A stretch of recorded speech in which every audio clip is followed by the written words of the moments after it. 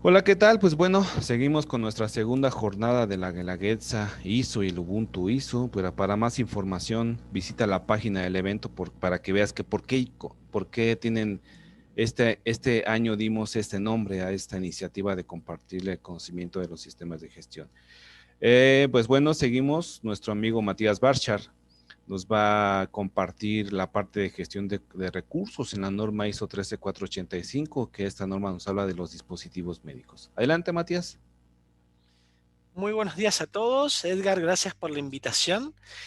Y vamos a conversar sobre el capítulo 6, gestión de los recursos, en ISO 13485 en su revisión 2016, que es la vigente. Primero me presento, mi nombre es Matías Barcher, soy consultor en empresas industriales y de servicios en calidad, sistemas de gestión de calidad, innovación, investigación y desarrollo, e implementación y mejora de procesos. ¿Qué es lo que vamos a ver hoy? Hoy vamos a ver cómo trata la norma la gestión de los recursos.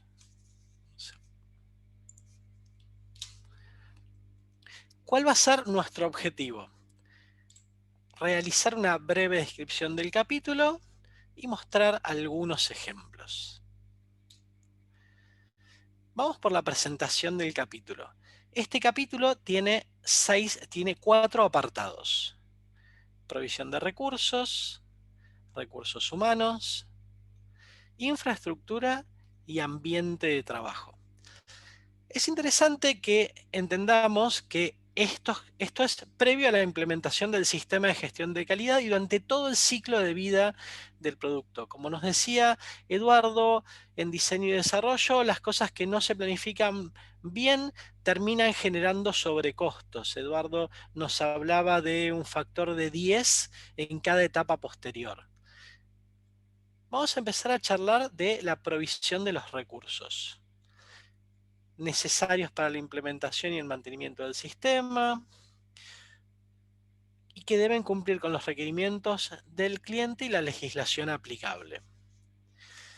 Esto nos habla de identificación y provisión de los recursos adecuados y necesarios para implementar la política de calidad, para alcanzar sus objetivos y para satisfacer los requisitos del cliente y reglamentarios aplicables. La idea es que pensemos: ¿cuáles son estos requisitos? ¿Cuáles son estos recursos? ¿Cuántos necesito? Y esto enmarcado en qué tipo de productos fabrico, si fabrico cubetas odontológicas o productos que suministran energía para diagnóstico, para tratamiento, si es un producto clase 1 de bajo riesgo o clase 4 en contacto con el sistema nervioso central, y en función de eso necesito tener otras características, otros cuidados, y los requisitos son tienen que ser muy particulares y mucho más regulados. También es importante que consideremos en qué etapa estamos hablando. ¿Estamos hablando de la fabricación o estamos hablando en el manipuleo, en el empaque, en el transporte? El segundo requisito nos habla de recursos humanos, que es el recurso más importante. Es el primero en el que tenemos que pensar y el que puede resolver y de algún modo mitigar si me falta algún otro tipo de recurso. Pero si el recurso humano no es bueno, está bien formado, está bien capacitado y motivado, muy lejos no vamos a ir. Este apartado nos dice que la organización debe determinar las competencias necesarias para el personal que realiza trabajos que afectan a la calidad del producto, proporcionar información, formación o tomar las acciones para lograr o mantener la competencia necesaria y evaluar la eficacia de las acciones tomadas. Los recursos humanos deben ser competentes, estar muy bien educados, muy bien formados y deben tener habilidades y experiencia. Es muy común pensar que si no tengo el dinero suficiente, bueno, contrato a un junior y lo va a lograr.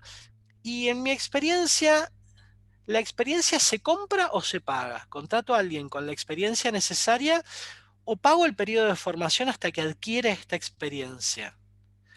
Y respecto a la formación, esta puede ser o por etapas o puede ser periódica y fundamentalmente tiene que ser evaluada. No vale que contratemos a alguien, lo mandemos a un seminario de una semana o lo tengamos toda una semana de recorrida por la planta, le presentemos a todo el mundo, le contemos todo, le hagamos una evaluación después de cada charla, tiene los papeles y digo, formado, competente, al campo. Porque esos esquemas no terminan funcionando. Entonces, ¿qué es lo que se sugiere hacer? Más allá de la inducción inicial, hacer una capacitación por etapas y entender que la capacitación debe reforzarse y mantenerse continuamente. Cada persona es diferente, tiene recursos diferentes, tiene características diferentes, tiene posibilidades de aprendizaje diferentes. Una cosa es que nosotros contratemos una persona que hacía una tarea similar en la empresa de enfrente o en otra empresa relacionada, entonces la adaptación va a ser más o menos sencilla y es probable que esta persona tenga que adaptarse a mi cultura organizacional, pero también me aporte cuestiones que importa de otras culturas. ¿Sí? Y esta formación debe ser proporcional al riesgo de la tarea que esta persona está realizando y el producto que estoy fabricando. No es lo mismo fabricar un bajalenguas o una cubeta que un estén coronario. No es lo mismo que la persona esté trabajando en un área limpia que en un área de cortado, que en el área de logística.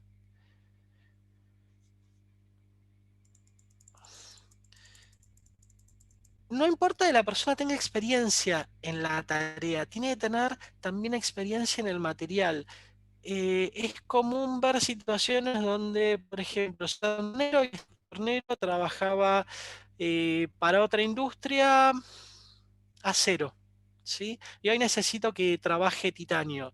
La programación del torno y cómo se van a comportar las herramientas, las temperaturas, los tiempos, es distinto. Y ni hablar si una persona venía trabajando metales y ahora empieza a trabajar polímeros plásticos como PIC. Los materiales se comportan diferente, entonces la persona los tiene que tratar diferente. ¿Qué pasa si empieza a trabajar, si es un especialista en materiales porosos y ahora trabajamos no porosos? ¿Qué pasa si trabajaba una tecnología y empieza a trabajar otra tecnología? ¿Qué es lo que pasa cuando capacito a una persona y pasan 6 meses? ¿Mantiene las competencias? ¿Sigue estando capacitado para estas cosas o empezó a relajarse con determinadas costumbres? Tenemos que reevaluar esa capacidad, esa capacitación. Tenemos que estar acordes al estado del arte. Yo recuerdo una empresa donde quizás estaban acostumbrados tenían que cargar un líquido en un reactor, entonces la idea era, subían, chupaban el líquido a una ampolla y después de subir el líquido a la ampolla lo descargaban al reactor. Hasta que apareció una persona y dijo, no, en realidad cierro dos válvulas, hago vacío del reactor y directamente chupo sin pasar por la ampolla y pasa directamente al reactor, porque es una costumbre que en otras empresas está aceptada o son diferentes modos de hacer cosas que quizás funcionan un poco mejor o salen tecnologías o salen regulaciones muy importantes a considerar. Que los métodos, tenemos que considerar que los métodos sean actualizados, que las personas estén actualizadas en los nuevos métodos de trabajo. Es muy común, quizás en plantas que hacen lo mismo durante mucho tiempo, que empiecen a hacer pequeños desvíos frente al método de fabricación. Entonces, cuando viene un auditor, toma el método de elaboración y dice, bueno, vamos a hacerlo, se empieza a encontrar con distintos desvíos. Y quizás llegan al mismo producto. ¿Y por qué no se hicieron todas las etapas? Bueno, nos dimos cuenta que no eran necesarias, que se podía hacer mejor, o nos relajamos en estos controles. Quizás los controles de producto terminado siguen saliéndonos bien, pero nos relajamos o hicimos cambios. Todos esos cambios deben ser documentados. Y luego cursos humanos debe ser de arriba hacia abajo y de abajo hacia arriba. Quien hace la tarea, quien sufre la tarea, como dice mi escribano, es quien más sabe. Preguntémosle a quién le duele, quién está trabajando todo el día en estas etapas.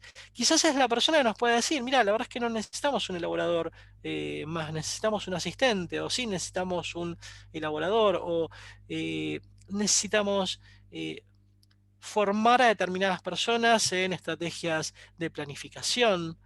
Y ahí vamos a, ¿quién los forma? ¿Un par? traemos una nueva persona. Esa nueva persona va a ser formada por un par. Entonces, este par le va a contar lo que sabe, le va a contar la cultura organizacional, pero nos perdemos de todo lo que pasa alrededor en nuestra industria. Entonces, es importante que la capacitación sea interna o externa y que sea evaluada el método de capacitación y quién la va a hacer antes de realizar esta capacitación. ¿De dónde vienen estos inputs? Vienen de recursos humanos, pueden venir de las revisiones gerenciales, pueden venir de las no conformidades, de las acciones correctivas, de las acciones preventivas, de las auditorías internas o externas. Muchas veces un, un auditor de segunda o tercera parte tiene otra experiencia, ve otras empresas, tiene otra picardía. El auditor enseña y aprende en cada empresa. A mí me gusta mucho un ejemplo, quizás un mal ejemplo, de un auditor que en una empresa de titanio pidió evaluar la ferromagneticidad del titanio, que, bueno, es obvio que el titanio grado 3, grado 4 no es ferromagnético. Y entonces empezamos a averiguar, porque era una conformidad difícil y la queríamos objetar y no estábamos seguros, y evaluando un poco y haciendo un poco de investigación, llegamos a que esta persona había auditado antes que la nuestra una empresa que fabricaba unos materiales para calefones, ¿sí? Que eran ferromagnéticos, antes de auditar productos médicos. Entonces, esa empresa, cuando hizo el cambio de materiales para calefones hacia titanio, le pareció obvio evaluar la ferromagneticidad del titanio, porque sus materiales anteriores eran ferromagnéticos. ¿Por qué los nuevos no lo van a hacer? ¿Sí? Aunque el titanio no es ferromagnético. Entonces, los auditores llevan y traen, nos enseñan un montón de cosas y nosotros les enseñamos un montón de cosas y nos dan un montón de input respecto a qué es lo que se puede y qué es lo que no se puede y cuáles son las mejores prácticas en otras empresas. No necesariamente lo tienen que hacer, nosotros también podemos estar atentos a la pregunta y a los enfoques que hacen. Charlemos un poco de la infraestructura. La infraestructura también es un prerequisito. No puedo empezar a diseñar una planta o no puedo trabajar con productos médicos en una planta que se dedicaba a otra cosa sin pensar cuáles son los requisitos para esa planta, para ese producto. ¿Qué es lo que estoy fabricando? ¿Qué sistema de gestión de calidad quiero hacer? ¿Qué es lo que voy a fabricar? ¿Productos grado 1 o, perdón, clase 1 o productos clase 4? La infraestructura incluye desde edificios, áreas y servicios, equipos hard y soft. Tengamos en cuenta que los programas son parte esencial de nuestro sistema de gestión de calidad y de nuestra infraestructura, que tiene que estar validado, que tiene que estar correctamente seleccionado. No vale que nos muestren cómo hicieron una implementación en otro rubro o en otro tipo de empresas. Nosotros tenemos que evaluar muy bien si eso nos va a servir antes de decidirnos alquilar o reformar áreas, servicios o productos. Tenemos que empezar a trabajar sobre el escritorio y empezar a pensar qué es lo que necesitamos, qué necesita el sistema, dónde está ubicada la planta. Hay cuestiones legales más allá de la norma. Recordemos que la norma se monta sobre la legislación aplicable en cada área. Hay cosas que son permitidas en determinados países y cosas que no son permitidas en otros países, ¿sí? Entonces, a lo mejor determinados equipos, determinadas medidas de seguridad, determinados programas, determinados cuidados que tengo que tener con la información que manejan estos soft, es distinto país a país, ¿sí?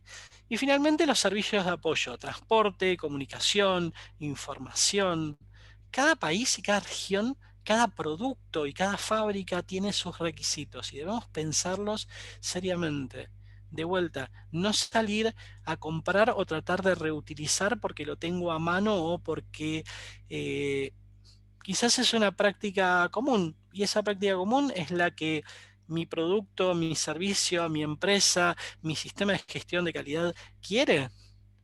¿Sí? Quizás nos obligamos a implementar programas que están buenísimos y que manejan muy bien cuestiones de trazabilidad y que resuelven un montón de personas, pero en la práctica estamos fabricando barbijos y la planta tiene 3 personas y no tenemos tiempo un montón de un programa que en la práctica a lo mejor con una estructura de 10 planillas lo tenemos resuelto. Si esas planillas son auditadas, cumplen con los requisitos previstos. También tenemos que pensar que la infraestructura debe ser mantenida, debemos tener bien diseñados y bien documentados los mantenimientos preventivos, tenemos que pensar constantemente en las necesidades futuras o en los imprevistos.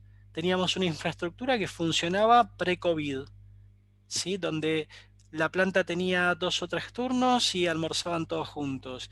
Y ahora no pueden almorzar todos juntos. Y ahora tenemos que hacer otras prácticas. Y a lo mejor antes era un requisito de todos fuera de la empresa y hoy no pueden ir todos a la empresa. Y hay muchas tareas de gestión de calidad, de llenado de documentación y demás que se pueden hacer fuera de la empresa a través de un sistema informático. Esto es hard y es soft.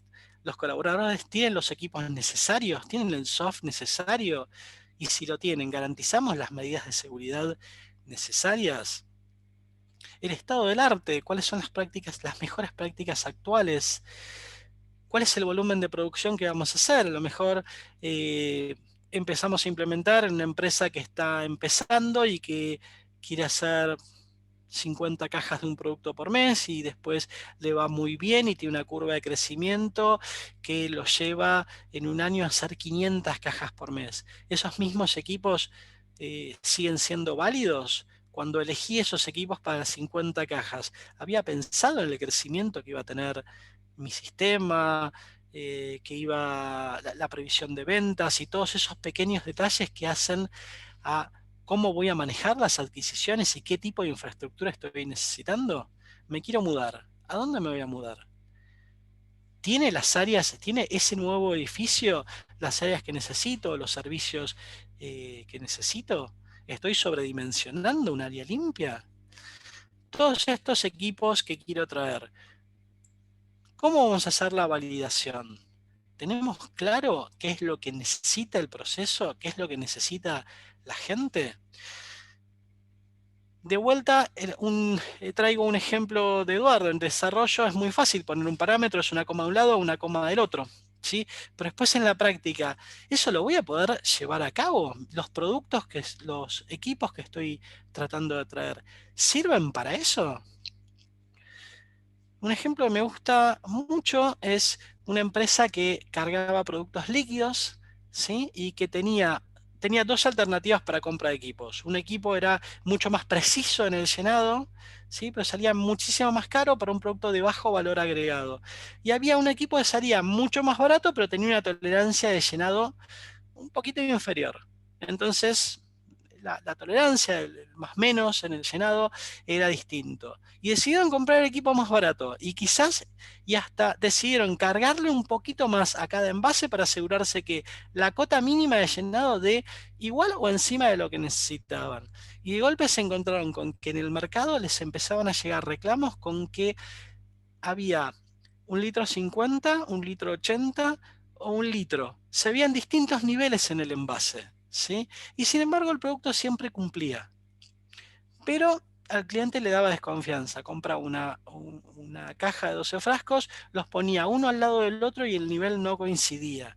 Entonces, no estaban bien considerados los requisitos del producto. También tenemos que poner foco en la infraestructura, en la preservación del producto. Es muy común pensar que yo, por ejemplo, en productos que se van a exportar a otros países, no tengo un área que controle correctamente la temperatura y la humedad, y en mi país o en mi región se controlan bien porque tengo una temperatura, una gama de temperaturas y una gama de humedades más o menos constante o entre determinados parámetros. Y lo llevo por avión al otro lado del globo y no llega bien el producto, ¿sí? O condensa, o llega reventado. ¿Qué pasó? ¿Qué no diseñé bien? ¿Qué es lo que no consideré dentro de la infraestructura? Charlemos un poco del ambiente de trabajo y del control de la contaminación. ¿Cómo aseguro que el producto no llegue contaminado?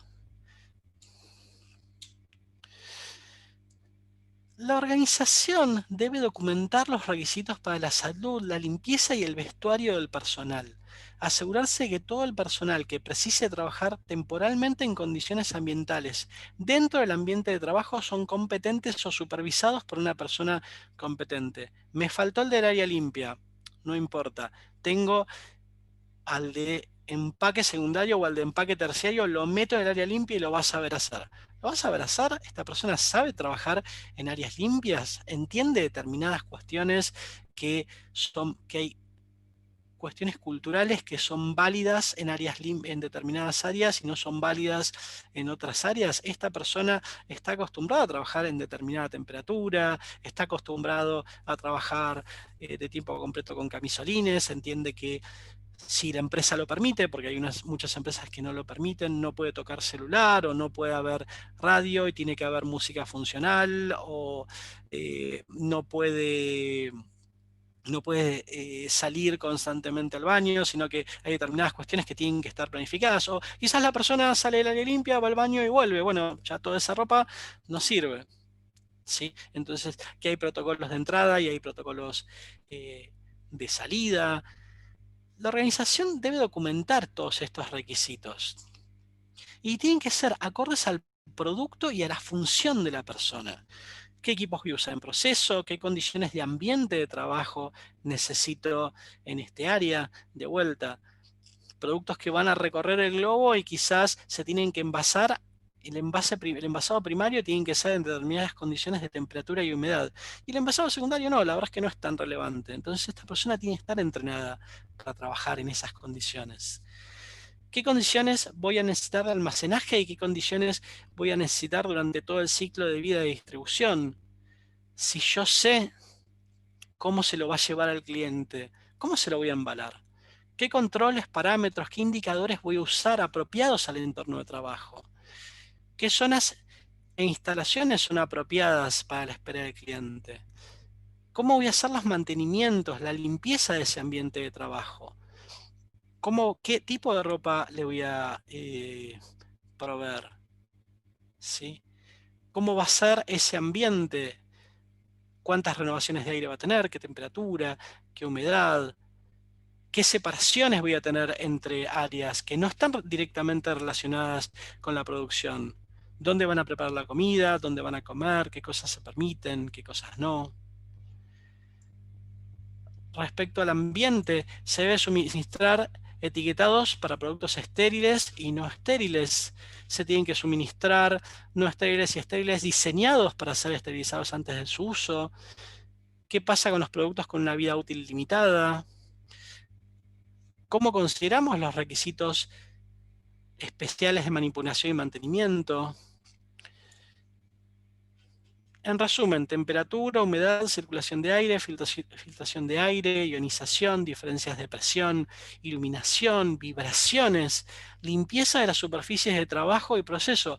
Es el gran problema del COVID. Quizás antes limpiábamos y barríamos una vez cada 2 días y hoy entre turnos tenemos que limpiar, con qué tenemos que limpiar, si eso no va a afectar al producto, si no me va a generar un ambiente, qué pasa con las áreas limpias, las limpiezas y los productos que uso anti-COVID, qué pasa con la calidad del agua, cuántas personas pueden trabajar en este ambiente.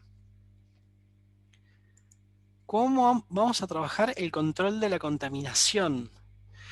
Control de contaminación refiere a control de productos contaminados o potencialmente contaminados y el control de productos estériles. Materiales contaminados naturalmente usados en el proceso de fabricación, el scrap, productos que salen mal, productos que a lo mejor iban a una determinada condición y como no salieron en determinadas tolerancias, los uso para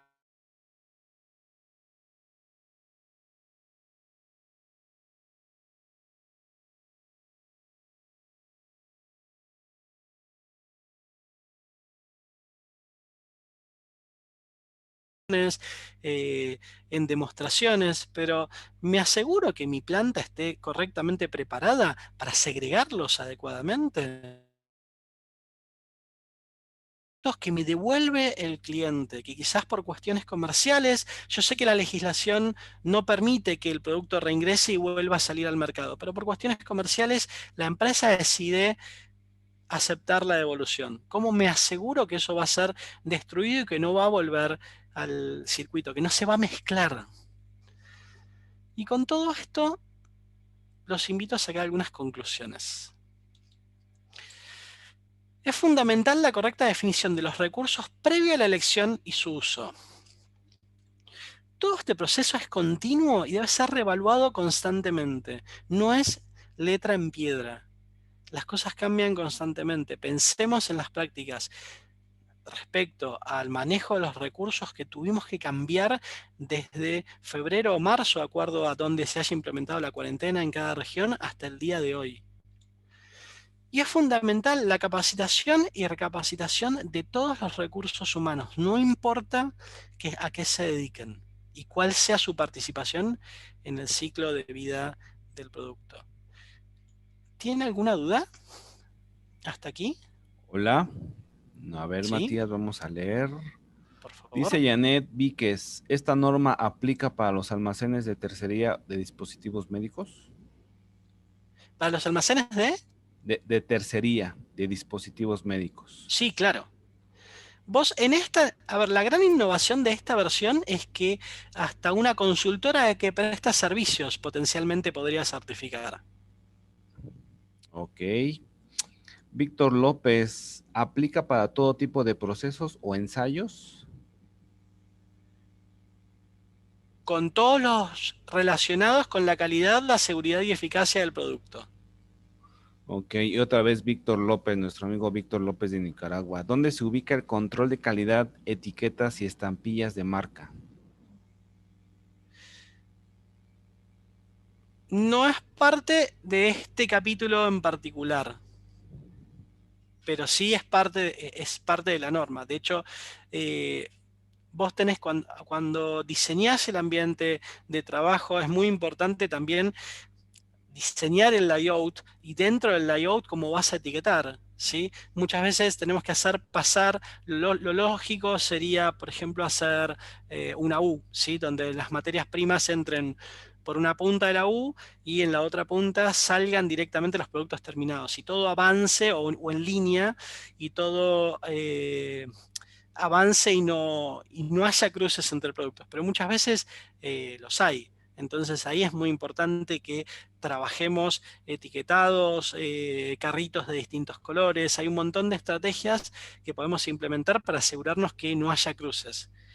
¿Cómo hago para que este producto de devolución que hablábamos hace algunos minutos, que a lo mejor llega perfecto, el embalaje llega perfecto, pero que la política de la empresa es que no vuelvan al mercado o por la criticidad del producto la legislación no lo permite? O quizás lo permite, pero tenemos que reensayar tantas cosas que es más económico descartarlo. ¿Sí? O la decisión de la empresa es descartarlo. Bueno, tenemos que diseñar y hacer correctos reetiquetados. Sí, de lo que está hablando es el etiquetado del producto final. Eso lo definís en el capítulo de diseño y desarrollo. Ok, Matías. Ahora yo te voy a hacer una pregunta.